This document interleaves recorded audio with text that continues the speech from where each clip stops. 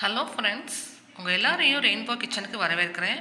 வாங்க இன்றைக்கி குக்கர் சம்மந்தமாக ஒரு சில டிப்ஸ் இன்றைக்கி பார்க்கலாம் இந்த வீடியோவில்.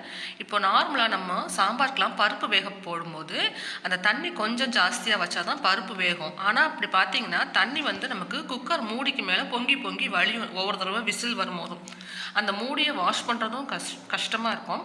அதே சமயம் அந்த பருப்பு தண்ணி ஒவ்வொரு தடவை விசில் வரும்போதும் பொங்கி வழிஞ்சு அந்த ஸ்டவ்வெல்லாம் கூட நமக்கு அப்படியே வேஸ்ட்டாக படி நம்ம தொடச்சிட்டே இருக்கணும் அடிக்கடி. இந்த இதை அவாய்ட் பண்ணுறதுக்கு ரொம்ப ரொம்ப யூஸ்ஃபுல்லாக இருக்கக்கூடிய டிப்ஸ் இன்றைக்கி நான் உங்களோட ஷேர் பண்ணியிருக்கேன். இப்போ பாருங்கள், பருப்பு போட்டு அதில் குக்கரில் தண்ணி சேர்த்துக்கோங்க.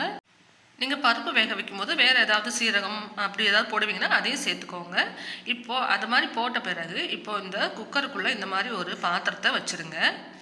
இது மூடி போட்டெல்லாம் வைக்க வேண்டாம். இந்த மாதிரி ஒரு சின்ன கிண்ணத்தை அந்த தண்ணிக்குள்ளே வச்சுட்டு இதுக்கப்புறமா எப்பயும் போல் குக்கரை க்ளோஸ் பண்ணி விசில் போட்டு நீங்கள் பருப்பு வேக வைக்கிறதுக்கு எத்தனை விசில் கொடுப்பீங்களோ அதே மாதிரி நீங்கள் வேக வச்சுட்டு அதுக்கப்புறமா பாருங்கள், நீங்கள் வேகும் போதே உங்களுக்கு அந்த விசில் வரும்போது தண்ணி அவ்வளவா உங்களுக்கு வெளியில் வராது. உங்களுக்கு நான் அதையும் காமிச்சிருக்கேன். இதுவே இப்போ இந்த உள்ள அந்த கிண்ணம் வைக்கல அப்படின்னா இந்த விசில் வந்ததுக்கு எல்லா தண்ணியும் அப்படியே வெளியில் வந்திருக்கும். இப்போ பாருங்கள், நல்லா 4-5 விசில் கொடுத்துட்டு அந்த ஸ்டீம்லாம் ரிலீஸ் ஆன பிறகு நீங்கள் ஓப்பன் பண்ணி பார்த்தீங்கன்னா உள்ளுக்குள்ள அந்த நம்ம வச்ச கிண்ணத்தில் அந்த தண்ணி பூரா அப்படி கலெக்ட் ஆகியிருக்கும். பாருங்கள், இந்த மாதிரி இந்த பாத்திரத்தில் அந்த தண்ணி பூரா கலெக்ட் ஆகிறதுனால நமக்கு எக்ஸஸாக அந்த மூடியில் அப்படி பொங்கி வழியாது. இந்த டிப்ஸ் உங்களுக்கு ரொம்பவே யூஸ்ஃபுல்லாக இருக்கும். ட்ரை பண்ணி பாருங்கள். நீங்கள் சாம்பார் வைக்கிறதா இருந்தால் அதுலேயே இந்த தண்ணியை சேர்த்துடலாம். இல்லை காய்கள் கூட்டு நீங்கள் அடுத்த சமையலுக்கு இந்த தண்ணியை யூஸ் பண்ணிக்கலாம். ரசம் கூட வைக்கலாம் இந்த தண்ணியில். அந்த மாதிரி நீங்கள் யூஸ் பண்ணிக்கலாம். பருப்பும் பார்த்திங்கன்னா நல்லாவே நமக்கு குக் ஆகி வந்துடும். இப்போ வாங்க அடுத்த டிப்ஸ் பார்க்கலாம். இப்போது ஃபுல்லாக ஸ்டீம் இருக்கும் உள்ளே. இப்போ இந்த மாதிரி நமக்கு அவசரமாக ஓப்பன் பண்ணணும் குக்கர். இப்போ தான் விசில் ஆஃப் ஆகிருக்கும். ஆனால் நமக்கு உடனடியாக ஓப்பன் பண்ணணும்னா நம்ம இது மாதிரி சின்ன ஒரு ஸ்பூன் இல்லைனா கத்தி வச்சு அந்த வெயிட்டை தூக்கி விட்டோன்னா நமக்கு அந்த விசில் கொஞ்சம் ரிலீஸ் ஆகும். அப்படி இல்லைனா டேப் வாட்டரில் அப்படியே நீங்கள் கொண்டு போய் அந்த குக்கரை வச்சிங்கனாக்கா சீக்கிரமாக நம்ம திறந்துடலாம். ஆனால் அந்த மாதிரிலாம் பண்ணுறதை விட ஒரு 1/2 டம்ளர் தண்ணி எடுத்து இந்த மாதிரி குக்கர் மேலே இப்படி தெளித்து விடுங்க. அதாவது உடனடியாக நம்ம அவசரமாக திறக்கணும், நமக்கு டைம் இல்லை அப்படிங்கும் போது இந்த மெத்தடில் நீங்கள் சீக்கிரமாகவே அந்த ஸ்டீமை ரிலீஸ் பண்ணிவிட்டு நமக்கு குக்கர் ஓப்பன் பண்ணுறதுக்கு ஈஸியாக இருக்கும். ஃபுல் ஸ்டீமில் இருக்கிற அந்த குக்கரை இந்த பக்கமும் அந்த பக்கமும் தூக்கிட்டு இருக்கிறதுங்கிறது கொஞ்சம் ரிஸ்க்காக இருக்கும். அதுக்கு பதிலாக இந்த மாதிரி ஸ்டவ் மேலே அந்த குக்கர் இருக்கும் போதே நல்லா சில்லுன்னு இருக்க தண்ணி, ஐஸ் வாட்டர் இருந்தால் கூட ஒரு 1/4 டம்ளர் நீங்கள் இது மாதிரி தெளித்து விட்டுட்டிங்கன்னா சீக்கிரமாக அந்த ஸ்டீம் நமக்கு ரிலீஸ் ஆயிரும். நம்ம குக்கரை டக்குன்னு நமக்கு சீக்கிரமாக ஓப்பன் பண்ணுறதுக்கு இந்த டிப்ஸ் யூஸ்ஃபுல்லாக இருக்கும். இதுவும் ட்ரை பண்ணி பாருங்கள், உங்களுக்கு ரொம்பவே யூஸ்ஃபுல்லாக இருக்கும்னு நினைக்கிறேன். இப்போ பாருங்கள், சீக்கிரமாகவே நம்ம இந்த மாதிரி அந்த தண்ணியை தெளித்து விட்டுட்டு ஒரு 2-3 நிமிஷம் வெயிட் பண்ணால் போதும், சீக்கிரமாக திறந்துடலாம். இப்போது அடுத்த டிப்ஸ் பார்க்கலாம். நான் இன்றைக்கி சாம்பாருக்கு பருப்பு வேக வைக்க போகிறேன். அதுக்கு குக்கரில் சேர்த்துருக்கேன். இன்றைக்கி பீன்ஸ் சாம்பார் வச்சுட்டு கேரட்டும் முட்டைக்கோஸும் சேர்த்து கொஞ்சமாக பருப்பு போட்டு நம்ம கூட்டு மாதிரி வச்சுக்கலாம் அப்படின்ட்டு ஒரு ஐடியா.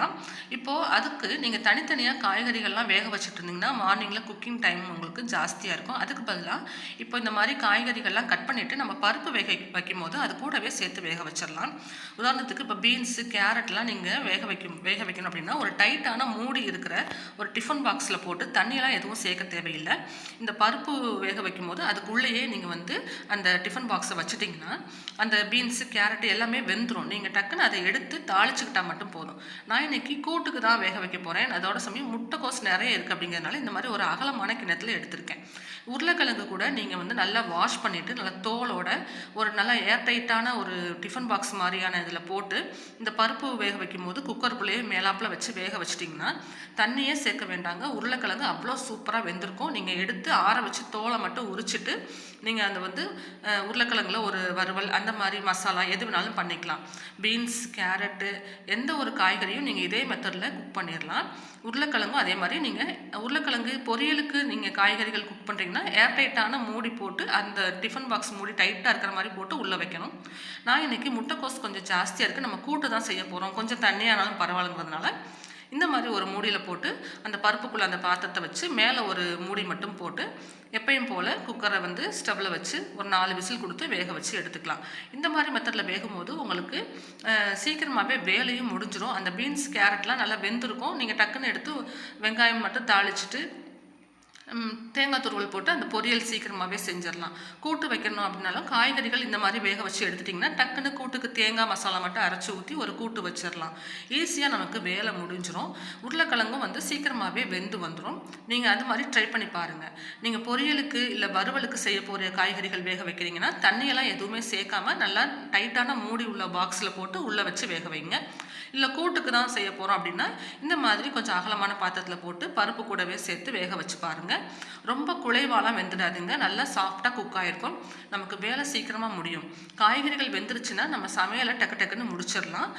ஒவ்வொரு தடவையும் தனித்தனியாக இப்போ கூட்டுக்கு ஒரு தடவை தனியாக பருப்பு தனியாக வேக வச்சுட்டு சாம்பாருக்கு, அப்புறம் பீன்ஸ் கேரட்டு கூட்டுக்கு இல்லை பொரியலுக்கு அதை தனியாக நம்ம தண்ணியெல்லாம் ஊற்றி மூடி வேக வச்சுட்டு இருந்தோம்னா நமக்கு டைம் எடுக்கும். பாருங்கள் நல்லா வெந்திருக்கு.